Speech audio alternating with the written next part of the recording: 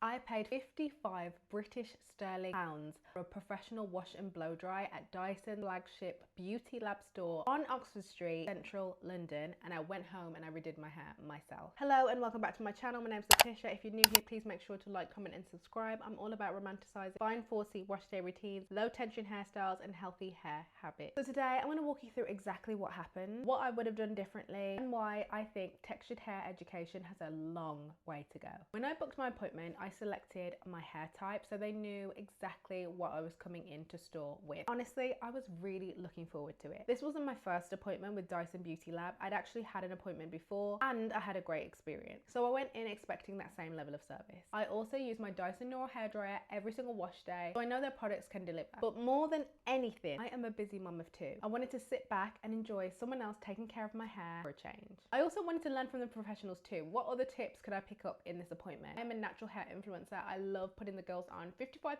to get your hair washed and blow dried in central London. I'm gonna let the girls know if it's good or not. I was expecting it to be good, but regardless, I would have documented it anyway. Before I get into it, I want to let you know very clearly that this isn't me bashing one stylist. And it's also not about saying that Dyson tools don't work, because they definitely do. I use them every single wash day. This is about something bigger. This is a huge issue that we are still facing in 2026. It's about textured hair education. If you've got textured afro hair, I know you know that feeling of walking into an establishment wondering if they know how to do your hair. The beauty industry has made such strides talking about inclusion, making products for us, but for there to be a gap in education when it comes to a simple service like a wash and blow dry, mind blown. This isn't about one appointment, this is about an industry-wide issue. I honestly believe that textured hair shouldn't be a specialist service, and I don't think that's too much to ask. This is what Dyson did, and this is what I would have done differently. First things first, the cleanse. The first thing I noticed was the cleanse. I was sitting in the basin and I was like, this doesn't feel thorough enough. I don't know whether the stylist thought I had a super clean scalp and they just thought, you know, just a gentle little 1-2 would do the job. But I was like, where's the oomph? Where's the, you know, the passion? Like, I love having my scalp thoroughly cleansed. And if there's one thing I've learned about my hair, is that healthy hair begins with a healthy scalp. And I definitely did not feel that my cleanse was thorough enough. Appointment used Aveda products. I have no issue with Aveda products, but for me, it was not about the products. It was definitely the technique that was lacking. At home, I always double cleanse. The first shampoo removes styling product, oil, product buildup. The second actually cleanses my scalp and my hair and provides that proper foundation for a good blowout. A smooth blow dry does not start when you pull out the blow dryer. If the foundation is not right, everything becomes immediately harder. I can testify that that was the case. Conditioning and detangling. Second thing I noticed was that the conditioner was just squelched into my hair and then it was rinsed out. And then I was told to go over to the styling station. You know my content, you know, I'm in that shower and I'm out of that shower. I'm not trying to waste time. But I said to myself, hang on, at what point are we detangling?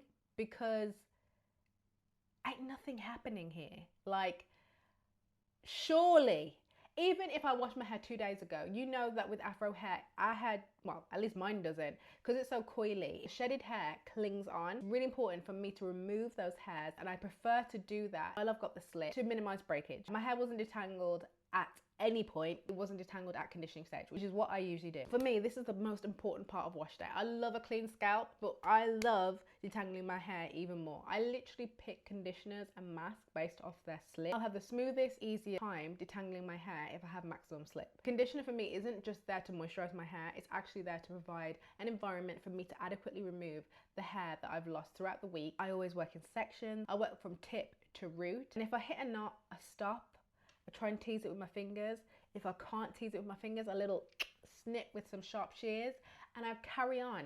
But I make sure that my hair is thoroughly detangled before any styling happens. After washing, conditioning, and no detangling, 2 products were applied to my hair. The first one was the Dyson Latticia Freestyle Cream for coily and curly hair, and then it was followed by the Omega Leave-In Conditioning Spray. Honestly, I don't think the styling products were an issue, but again, the foundation was definitely wrong for me to then apply styling creams to hair that hasn't been adequately cleansed, to hair that hasn't actually been detangled.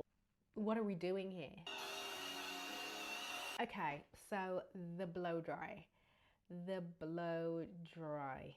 So the blow dry started from the roots. Now, I don't know. As far as I'm concerned, you have to blow dry from tip to root. I always start from my ends and I work my way upwards because I'm drying hair, and as it's dried I can move upwards and then my whole length of my hair is dry. The dryer also isn't there to remove knots, and I think that's what the assumption was. Detangling while it's drying. Oh my god, where's the slip? Where is the slip? Yeah. It was an experience, to say the least. By the end of the appointment, we had used multiple tools. I even had 2 stylists on my head at one time. One using one tool, one using another tool. I was like, mate, this is such a waste of my time, my energy. I'm so traveling all that way, organising childcare, for what? I knew as soon as I left that, even before the appointment ended, that I had to redo my hair, and it was literally such a joke. And not even that, it was such a humbling experience to walk out of that salon with my hair looking like it did. There's absolutely no chance I'm leaving London like this. I went to Selfridges, I got myself a claw clip, and even then I was assessing the damage and I said, wow, this is actually a joke. Compared to the other girlies who were in the salon, getting their gorgeous blow dry, leaving feeling confident, leaving feeling beautiful, and I have to go and spend £18 on a claw clip. It was a disappointing experience, especially as someone who had been there before, and I know what results can be achieved when someone knows how to use the tools. Got home, I was like, I can't do this. Like, I'm not gonna wash my hair straight away. I literally felt like I had such low energy, and then the next day, it was the first day of the 6 weeks holiday. Absolutely no way I'm starting my day keeping everyone waiting while I'm sorting out my hair. Put my hair into 2 space buns and went about my day. When I got home, I followed the exact routine I do every single time to achieve a fluffy blow dry. I double cleansed my hair, I detangled and conditioned my hair at the same time. I applied my heat protectant. I did my blow dry starting from tips to root, and I had a fluffy blow dry. Even if I just left that salon with no curls but just a smooth blow dry, I would have been like, you know what? Bare minimum, you know what I mean? I could definitely do this myself at home, but at least I've got something to work with. Completely different technique, completely different preparation, completely different result. Like, look at the 2 side by side. Crazy. I wanted to make this video to stress the point that textured hair education should be mandatory in modern hair education within the UK. I don't understand why, as a black woman with 4C hair, I should feel like I cannot be serviced in any hair salon in the UK. I just don't feel like that is acceptable, and I genuinely do not think it's too much to ask. Technology will continue to evolve, products will continue to evolve, but unless education does not catch up, people like myself will continue to have these experiences which are just totally unacceptable. The encouraging thing is, and what I'm holding on to, is that this conversation is already happening. The British Beauty Council has been advocating for textured and Afro hair education to become mandatory within UK hairdressing qualifications, because every single client deserves to feel confident walking into any salon, regardless of their hair type. Honestly, that is my hope too. It shouldn't feel like a gamble every time we book an appointment, and I genuinely do not think it's too much to ask. Woo! I feel like I got so much off my chest. If you enjoyed this video, I'd really appreciate if you gave a thumbs up, if you hype it as well. I think that does something for the algorithm. I just want this to be a conversation that honestly is done with in 2020. By the time we end 2026, I want every single girly to be able to rock up to any salon and be like, I want to wash and blow dry. What is so hard that you cannot do a wash and blow dry? I had to mute my comments because it was just getting too much, and a lot of the onus and the blame was on me, and I really feel like we were missing the point, which is that textured hair education should be mandatory, and there's absolutely no excuse that I cannot get my hair done. I'm not assuming the blame for one stylist who isn't adequately trained in that way. No, not hearing it. Let me know in the comments, have you ever left a salon feeling like you could have done a better job yourself at home? Yeah. If you're new here, of course, please make sure to like, comment and subscribe for weekly uploads. I'll see you in the next Hair Diaries.